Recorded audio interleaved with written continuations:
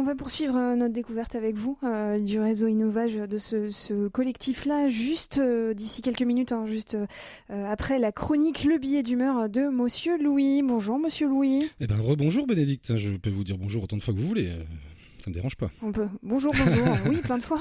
Et bonsoir à toutes les auditrices et les auditeurs de RCF Grand Est.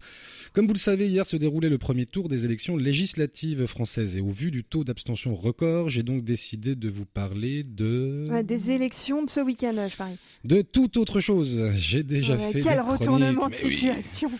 J'ai déjà fait des chroniques sur la politique car ça m'intéresse, mais comme j'ai envie de garder ma place de chroniqueur, je fais comme les députés, je suis le sens du vent.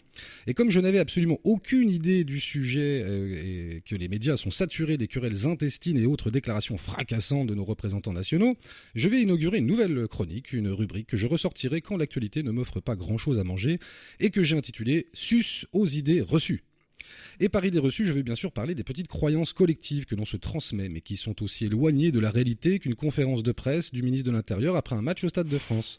Et on commence doucement avec Marie-Antoinette d'Autriche, épouse de Louis XVI, à qui on attribue cette phrase, Bénédicte. S'ils n'ont pas de pain, qu'ils mangent de la brioche. Phrase supposément prononcée en 1789 et qui aurait été l'étincelle sur la poudrière de la Révolution française. Sauf que cette phrase apparaît dans les Confessions de Jean-Jacques Rousseau, publiées 17 ans auparavant, et ni lui, ni les partisans de la Révolution de l'époque n'ont jamais attribué cette phrase à Marie-Antoinette.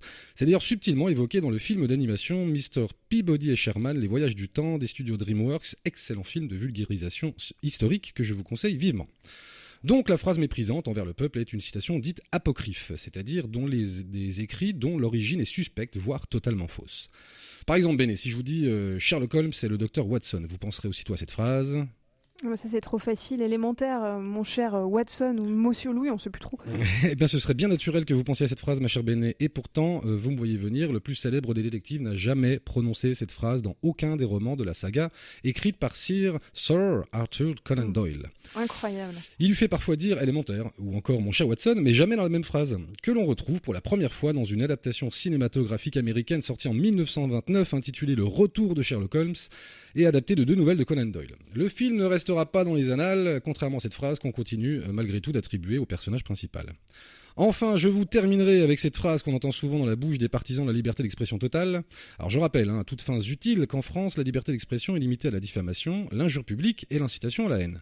Certains pourtant souhaiteraient qu'on puisse s'affirmer nazi, homophobe ou encore raciste, que toutes les opinions se valent et que finalement on doit les combattre sur le terrain des idées. Alors j'ai cherché sur Google Maps et j'ai pas trouvé le terrain des idées. Il est peut-être sur la Lune ou hors du système solaire, donc un peu trop loin pour être accessible. Bref, ces libertivores insatiables aiment citer Voltaire qui aurait affirmé, Béné... Je ne suis pas d'accord avec ce que vous dites, mais je me battrai jusqu'à la mort pour que vous ayez le droit de le dire. Merci Béné. Si on passait un casting, je vous aurais directement embauché. Évidemment, Voltaire n'a jamais dit ou écrit cela. La méprise vient de l'autrice britannique Evelyn Beatrice Hall, qui, dans un ouvrage The Friends of Voltaire, publié en 1906, a voulu résumer la pensée du philosophe français, mais dans une citation mise maladroitement entre guillemets, qui fut traduite en français et qui se répandit comme une traînée de poudre jusqu'à aujourd'hui, puisqu'elle fut encore partagée récemment par Michel Onfray ou Ségolène Royal sur les réseaux sociaux. Alors pour terminer cette chronique sur les idées reçues, et notamment les citations apocryphes, je vous partagerai ce conseil du grand auteur français Victor Hugo, qui nous disait avec justesse il y a plus d'un siècle, je cite, « Méfiez-vous toujours des citations d'hommes célèbres trouvées sur Internet ».